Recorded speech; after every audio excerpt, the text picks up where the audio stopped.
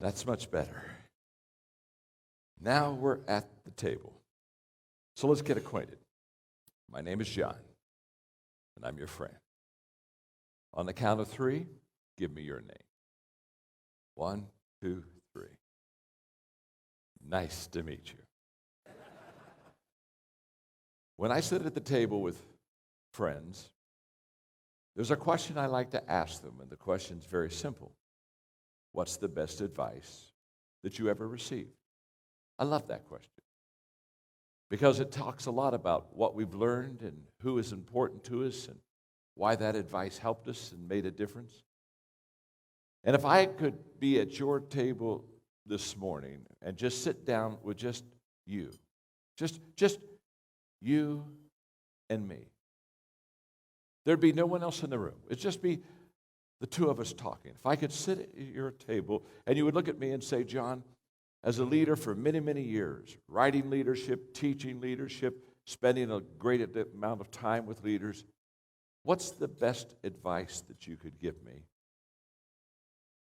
I'm going to share that with you now. And as I share it with you, and for the next few minutes as I talk about this, I want you to take good notes and just begin to take these thoughts and apply them to your life, because I'm going to make you a promise.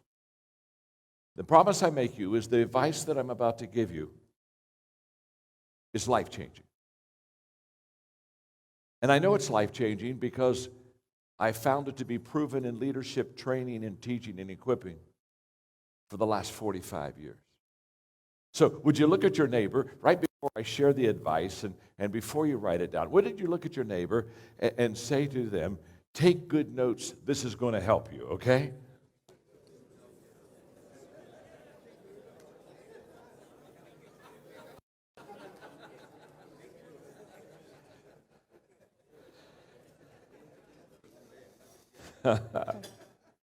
In fact, look right at your neighbor and say, why do you think I brought you here today? Here's the advice. If there's one thing that I could just put on your plate, that you would write on your notes, that I would hope would be written on your heart, if there's just one thing that could not only make a difference in your life, but could make a difference in the life of your community, your family, and your beautiful country, here's the advice I would give you. Be intentional with your life.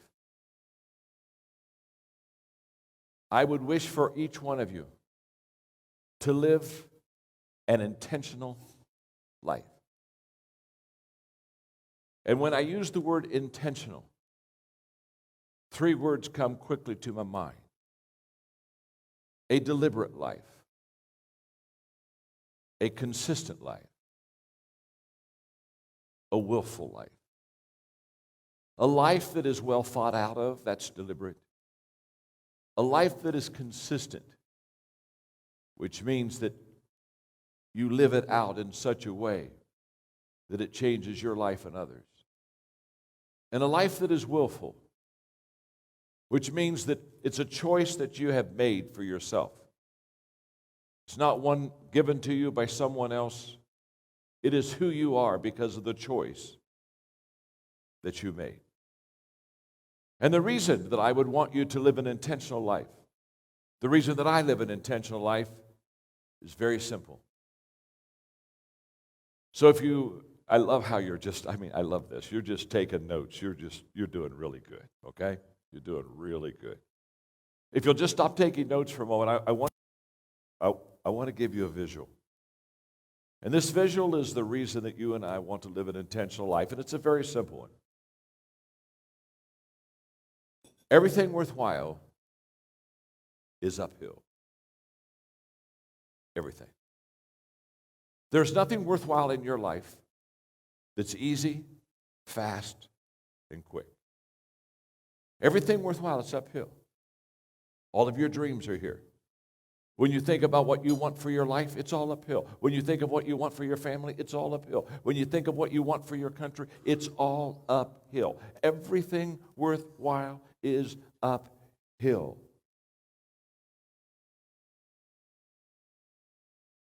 And the only way that you and I can go uphill is to be intentional. You don't accidentally go uphill. You've never met a successful person and they ask the person, how did you get to the top of the mountain? And you never heard a successful person look at you and say, I have no idea. Well, I just woke up. Here I am. It was so quick. It was so easy. No. You talk to a successful person, and they will tell you everything worthwhile is uphill. And that's why. That's why many individuals never experience the success of their dreams. It's why many organizations never experience the success of their dreams. It's why many countries never reach the potential. The reason is the potential of Kenya, it's uphill all the way. It's all uphill. There is nothing easy about the transformation of a country. There is nothing easy about resolving conflict and doing away with corruption. There is nothing easy about what you face as young leaders. It is uphill all the way. Not some days, not most days, not important days. Every day. Every day. As a young leader, you have to climb the mountain. The mountain of transformation, you have to climb it. It'll never come to you. It'll never be easy for you. Every day, you have to climb the mountain. And you will only climb the mountain consistently, willfully, deliberately, if you understand that it's an intentional life that gets to the top of the mountain. No one ever wrote a book on accidental achievements. No one ever wrote quick success. It's uphill. That's why so few have it. That's why so few get it. It's uphill all the way. And here's the problem. Look at me. Look at me. Here's the problem. We have up dreams for our country. We have uphill dreams for our family. We have uphill dreams for ourselves. We have uphill dreams.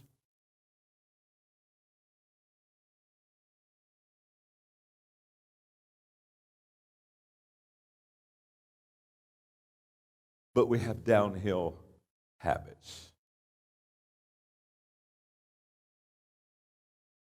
And you can't go uphill with downhill habits.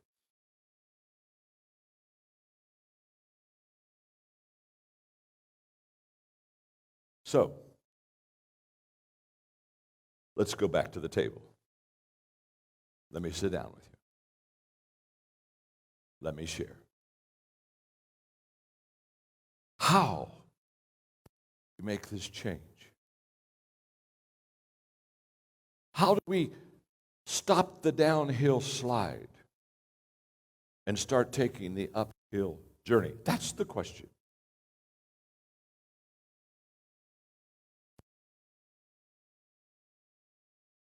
Because you see, every one of you today at this breakfast, deep within your young leader heart, I know you. You want to make a difference. You want to make a difference again for yourself, for your family, for your community, for your country. That's deep within you. You want to make a difference. when I was in my 20s, one of my staff members gave me a Christmas present, and I opened it up, and it was a book. And on the outside of the book was a title. And the title was The Greatest Story Ever Told. I was so excited. I thought, what a title, The Greatest Story Ever Told. I could hardly wait to open the book. I could hardly wait to start reading that book. The Greatest Story Ever Told. When I opened the book, much to my surprise, there were no words on the pages. The pages were blank. And I looked at her and I said, the title says The Greatest Story Ever Told. The book has no words in it. She said, turn to the front. I turned to the front, and she had written a note to me. And here's what she said. John, your life is before you. You fill these pages with your dreams, with your hopes, with matters of your heart. You write your story on these pages, and you write the greatest story ever told.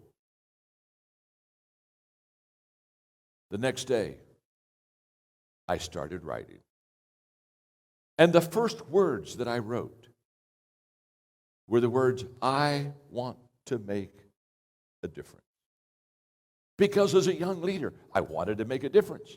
It was in my heart. It's who I was.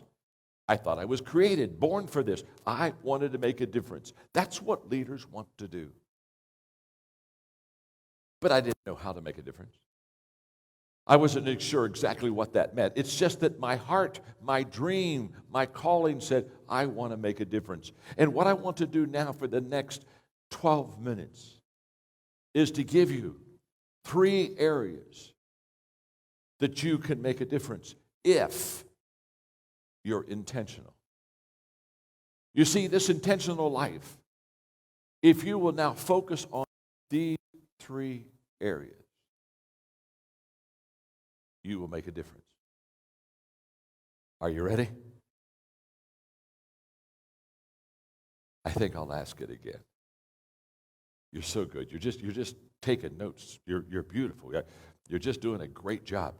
And I just want you to know I'm very impressed, okay? Now, I also want you to know I'm a little bit, just a little bit concerned about the person on your left. They don't seem to be quite as sharp as you are.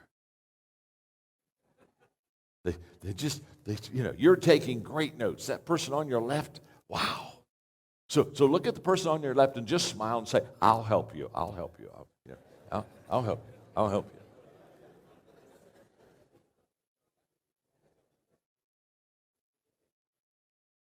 Okay, are you ready?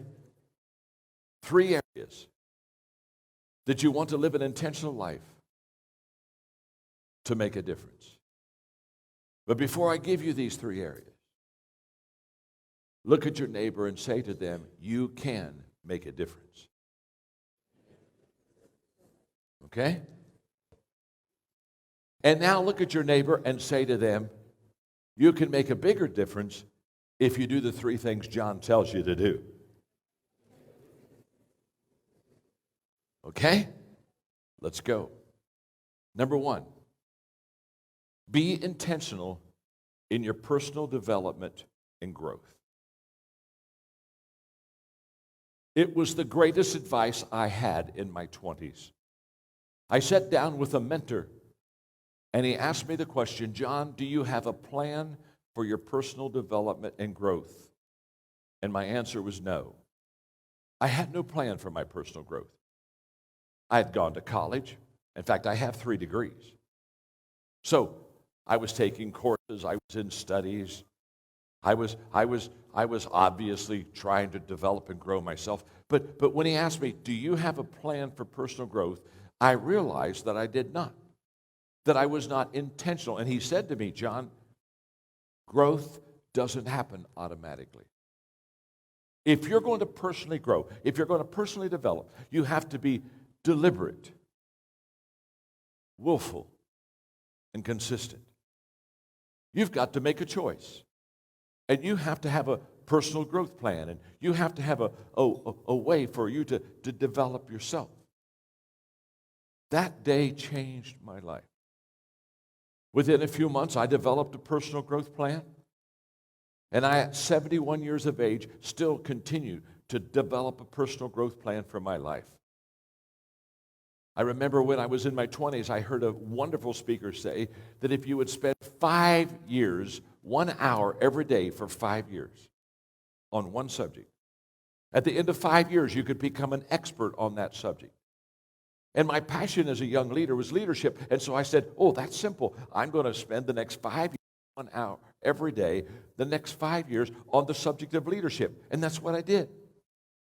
Every day I would read about leadership, talk to leaders, ask leadership questions, practice leadership. Every day, 1 hour, leadership, leadership, leadership, leadership, leadership. Because Earl Nightingale said in 5 years I could become an expert on leadership. And that's what I wanted to do because I wanted to lead well. So every day, 1 hour, leadership, leadership, leadership.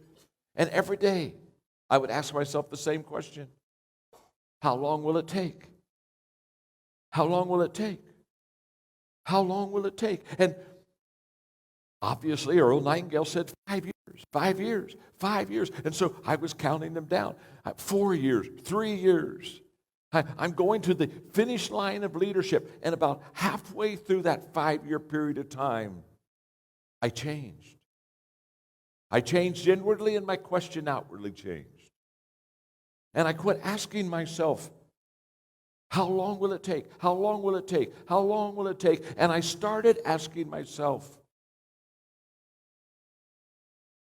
how far can I go? How far can I go? How far can I go? And at 71 years of age, I ask myself every day, how far can I go? How far can I go? How far can I go? I'm still learning. I'm still growing. I'm still developing. How far can I go? There is no finish line. None. In my book, The 21 Irrefutable Laws of Leadership, one of those laws is the law of process. And the law of process simply says, leaders develop daily, not in a day. Daily. Not in a day. It's not one leadership book. It's not one leadership conference. It's not one leadership breakfast. Daily. That's the intentional life. Daily. If you don't live an intentional life, you won't live daily. You won't have that consistency. It's uphill. It's uphill all the way. Every day. You never in your life will experience a downhill moment. It's uphill all the way. Countries are not transformed because it's uphill all the way. There are no easy answers. It's not just passing a law. It's not just having a discussion. Which brings me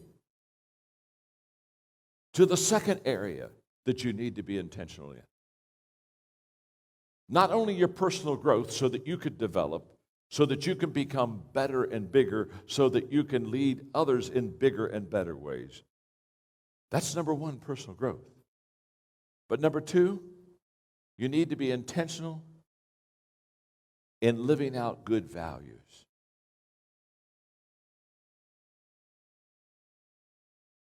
You and I need to ask ourselves, what do we live? What values do we embrace? It has been my privilege and opportunity in leading an organization to help countries experience transformation. I have the largest leadership equipping organization in the world. We've equipped 6 million leaders in every country of the world. We really understand leadership and we really understand equipping. 5 years ago, we began to take on a higher mission, and that is to take trained leaders, people like you in this room, and help you to go to a higher level a level that's higher than just knowing leadership and doing well in your leadership decisions.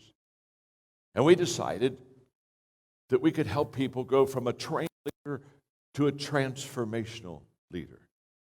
And a transformational leader is a person that has been so incredibly changed that they become contagious and they change the lives of others. That there is a positive, contagious virus change that allows a country to have transformation. We today are in 3 different countries, all in Latin America. And here is what we know, and here's what we've discovered. To bring transformation to a country, it needs more than legislation and laws. The change that you need in Kenya is a values change. And that's an inside job. That's all about the person, the heart, the choices, the decisions. When our friend from the Ford Foundation talked about Kenya and his observations and statistics, it was very obvious to me. The good news is there's an answer for Kenya. I want to encourage you at this moment. Kenya can have transformation. That's the good news. The bad news is it won't happen in the legislative branch. There's not a law that you can pass in this country that can bring transformation to the country. Are the laws important? Of course they are.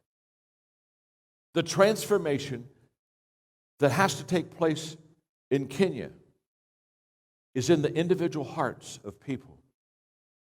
It's an inside job. It starts on the inside and goes to the outside. Mass movements don't begin with a mass. They begin with a few. And here's what we discovered. If you will put people in round tables, just like you're at the breakfast table now, 6, 8 of you at a table, and if you will spend time together discussing good values, values that profit all of us, values that benefit each one of us, values that value people and values that help us all become better. If you'll spend some time at a table and you'll discuss those values and talk about them and share them, and you learn them and you live them, transformation takes place. Transformation takes place one table at a time. One value lesson at a time. Transformation doesn't take place when I get up and speak to crowds and multitudes. Transformation doesn't take place in large crowds. It takes place in small groups. It takes place on the inside. It has to go to the outside. And so what we do in these countries is very simple. We don't even go to the country until we have the invitation of the President, Congress, Supreme Court, all the leaders. And we talk to the business leaders. We take all streams of influence, business, education, government, media, arts, religion. We take all of these mainstreams and we go to the very top and we say, we want you to be in round tables. And we want you to discuss values. And we'll give you the materials and we'll give you the lessons. But we want you to sit around the tables and share these values and apply them to your life. And what we have found is when people learn and live, flesh out values, that's where transformation begins. And I can tell you, in Guatemala, the first country we started, we now have 500,000 people sitting around tables discussing values. We have 100,000 roundtable facilitators, and we're seeing that country change every day. The second largest bank in Guatemala has 14,000 employees. They took those 14,000 employees through the roundtables with the values. And after 1 year of their employees embracing, discussing, talking, living, sharing, asking questions about these values, in 1 year, their bottom line profit in the second largest bank in Guatemala rose 78%. 100%.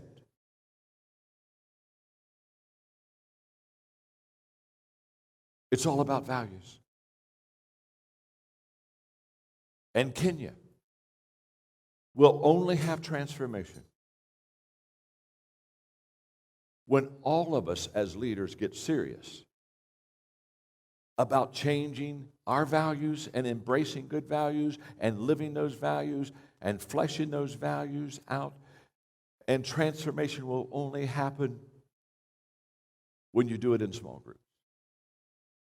So when we go into the country, we get the invitation from the country, from the top people like you, who say, come into our country, teach these values. So it starts with influence top down. But we tell all those parliamentarians, we tell all those senators, we tell all the Supreme Court, we say, you've got to get in a round table and discuss values. This is not something you just pass on to other people and say, well, go ahead and do this, we're going to do a law. No. My name is John. I'm your friend. You have to be the example of transformation. People do what people see. Leadership is visual.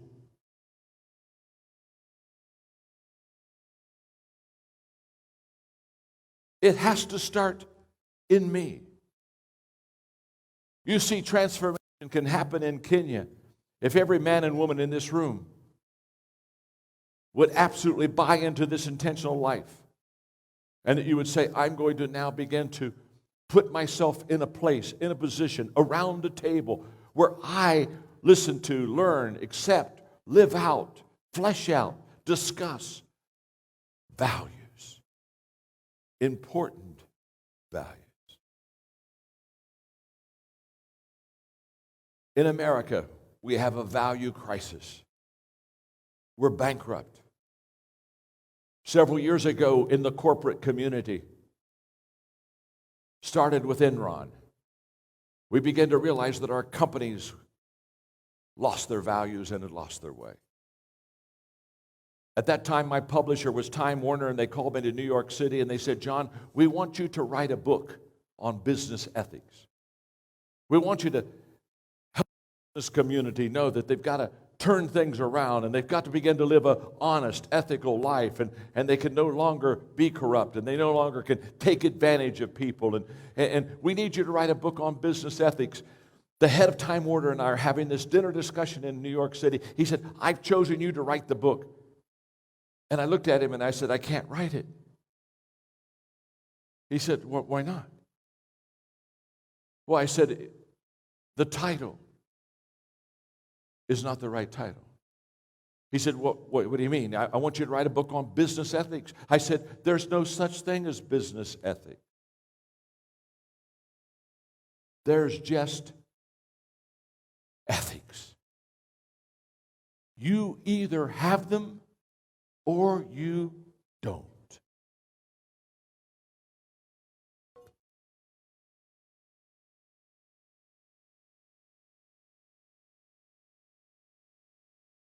And if you don't,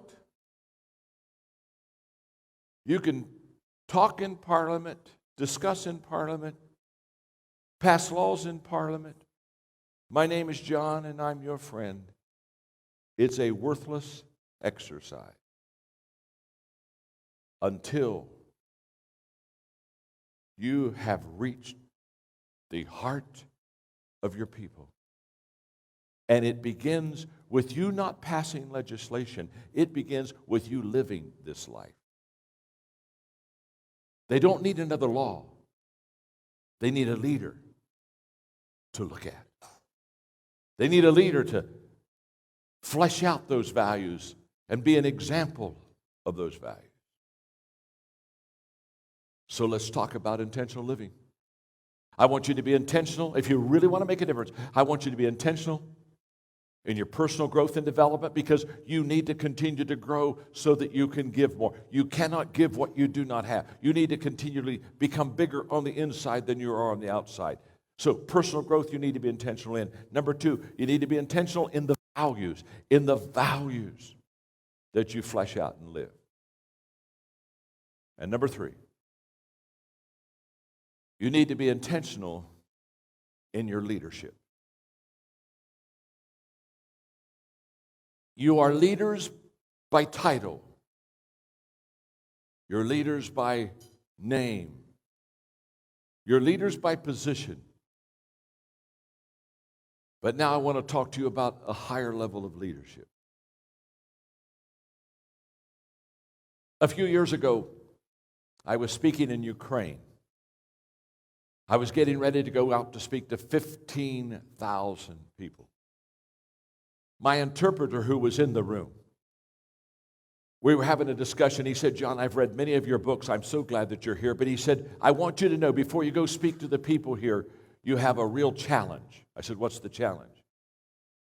He said, you teach that leaders add value to people. Good leaders add value to people. He said, you're about to speak to 15,000 people, and for 70 years, they haven't had good leaders add value to them. They've had leaders who thought only of themselves. All they've ever known is a leader who had their personal agenda, not the people's agenda. They've been taken advantage of. They've not been given what they should be given. And instead of adding value to them, leaders have taken value from them. Leaders have felt that the people are there to serve them, to take care of them, instead of the leaders are there to serve the people. He said, you have a real challenge. And with that, I went out on stage and I spoke to 15,000 people, and I looked at them and I asked them the question, how many of you have ever had a leader take advantage of you? And every hand was raised. I said, how many of you have had a leader mislead you? Every hand was raised.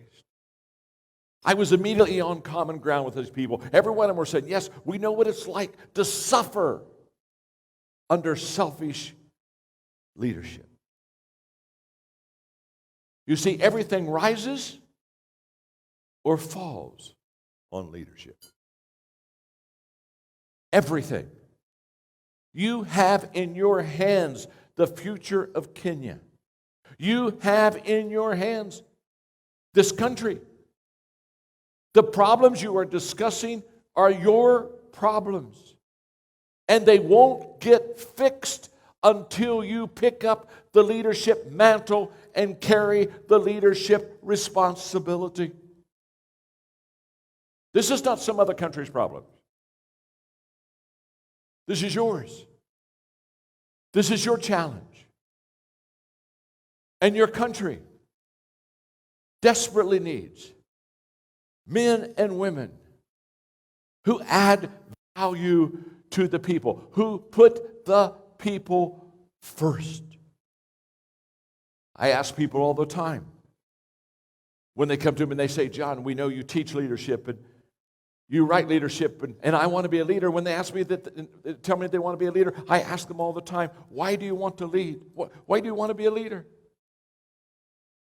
Because can I tell you something about leadership? It's not easy. It's uphill all the way. And they'll say, well, I'd like to be a leader because I would like to have power. Wrong reason. Well, I'd like to have a title and position. Wrong reason. Well, I'd like to have people follow me. Wrong reason. Well, I'd like to have a parking place. Wrong reason. I'd like to have a corner office. Wrong reason. I'd like to have a valet. Wrong reason. I'd like to have perks. Wrong reason. Wrong, wrong, wrong, wrong, wrong, wrong. What part of wrong do we not understand? It's all wrong.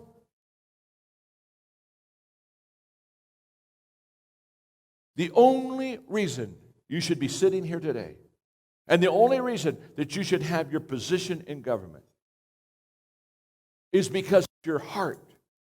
You want to add value to the people of this country, period, end of story. And here's where the problem is. When the leaders put themselves above the people,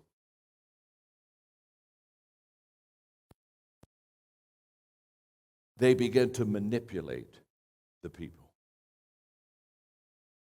And manipulation of the people is the great sin and disease of leadership.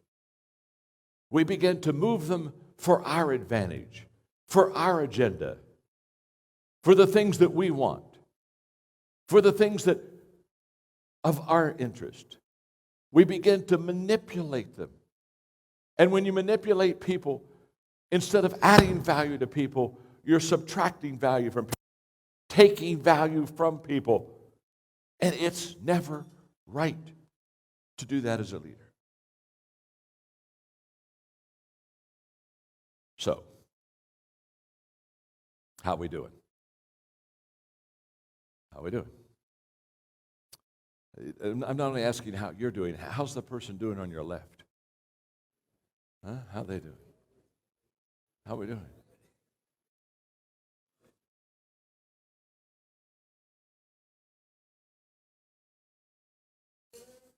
I'm going to share with you now 5 ways I add value to people every day. And the 5 things I'm going to give you, you can start this moment yourself. In fact, the 5 things I give you, in 30 seconds, you can begin practicing, and it can become a way of your life, and it will begin to make an entirely difference to the people that you lead. Every day, I do 5 things. Number 1, every day I value people. That's the foundation of what I'm talking about. You say, John, what do you mean every day you value people? What I mean is every day I value people. I value people like me. I value people unlike me. I value people I understand. I value people I don't understand. I just value me. Every one of you in this room, I value you as I value you. That's why I'm here. I'm not here because I need another airplane trip. I'm not here because I need finances. I've got all the money I need, don't need any of that, and come here completely free, paid my own expenses, get no money from anybody. I'm not here for all that. I'm here for one reason. I'm here because I see you as people of value, and I see you as people of potential, and I truly do believe Kenya could be a transformed nation. That's why I'm here. That's why I'm here. That's the only reason I'm here. I can't be bought. Can't be paid off. Have no leverage on me at all. My name's John. I'm your friend. I walk free because I just value you as a person. By the way, in the 3 nations in Latin America that we're helping, because what is happening in those countries, we now have 22 nations where the president of the country has asked us to come into those nations and help them bring values transformation to the country. They are standing in line waiting because the leaders now understand that what you have in Kenya and what you have in Guatemala and what you have in Paraguay and what you have in Costa Rica and what you have in the United States of America, what you have is a values deficiency, bankruptcy. You've lost your way, period. But it begins with valuing the people. Today, I value people. I value you. You are precious to me. I value you. We are friends. That's why I wanted to sit at the table with you today. Number 2, every day, I think of ways to add value to people. I look at my calendar and I ask myself, who am I going to see today? Who am I going to share with? Who am I going to meet? What are we going to do? And how can I add value to them? I awoke early this morning. I asked myself, how can I add value to you at this breakfast? You've given me a great honor. You've given me an incredible privilege to be here in this room and to share my heart with you. How can I help you? How can I add value?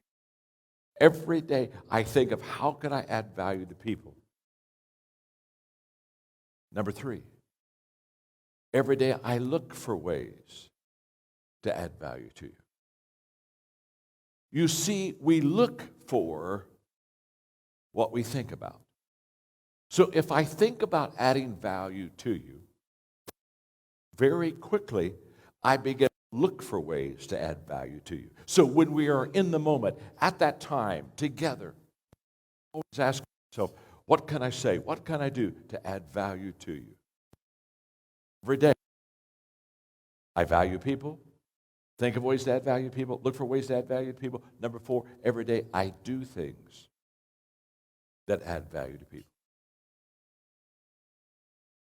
Every day I ask the question, how can I serve you? What can I do for you? Can I help? Every day. And number 5, every day, I encourage others to add value to people. Every day I come to people like you. That's what I'm doing right now at this moment. I'm encouraging you to add value to people. And I do those 5 things every day. Value people, look for ways, think of ways, do things that add value to people, and then encourage them to turn it around and add value to people also. Every day, I do those things. So, let me wrap up with this quick story. In Europe, some tourists were visiting a very little town. Beautiful town, old cathedrals, cobblestone streets. They were quite nostalgic, and that afternoon they were walking through a park, and there was an old man sitting on the bench. And they went up to the old man, and they struck up a conversation, and they discovered the old man lived his whole life in that village. And so they asked him, since you've lived your whole life in this village, have any great men, have any great women been born in this village? And he looked at them and he said, no, only people. Only people. The greatness isn't in your birth. The greatness is in your life that you live intentionally. And if you intentionally, personally grow and develop,